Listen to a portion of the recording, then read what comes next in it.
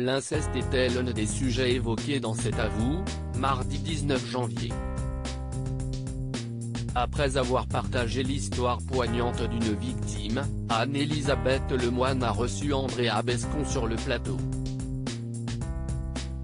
À l'heure où la parole se libère et les témoignages se multiplient grâce au hashtag #MettonsInceste, elle a profité de son passage à la télévision pour pousser un coup de gueule. Ça fait des années que les gens témoignent. Là, si est considérable, si est même magnifique ce mouvement. Mais nous les victimes de pédocriminalité ou d'inceste on en a marre qu'on nous dise qu'on est courageuse. Ça fait des années que les enfants brandissent la parole, que les victimes brandissent cette parole.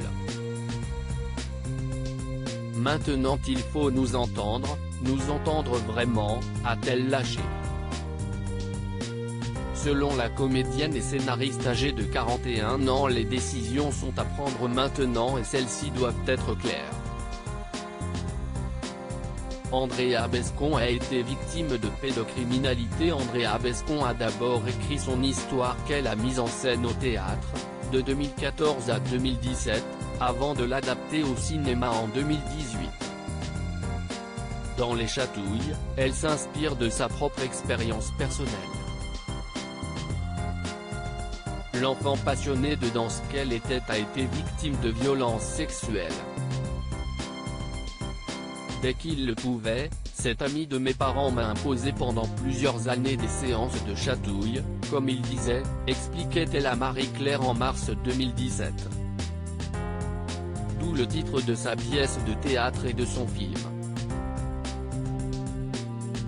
Puis elle s'était souvenue, un jour, j'avais 17 ans et je l'ai vu à 50 mètres de moi. Nos regards se sont croisés. Je me suis figé pendant 10 secondes. Si est-il long, 10 secondes.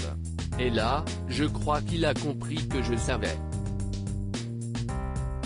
Après des années à garder le silence, Andrea Bescond a décidé de porter plainte à l'âge de 22 ans. Le déclic pour agir s'est produit quand elle a su qu'il allait devenir grand-père. Comme elle l'a elle-même indiqué, le coupable a été condamné à 10 ans de prison et il en a fait 7. Andrea Bescond n'était pas la seule victime.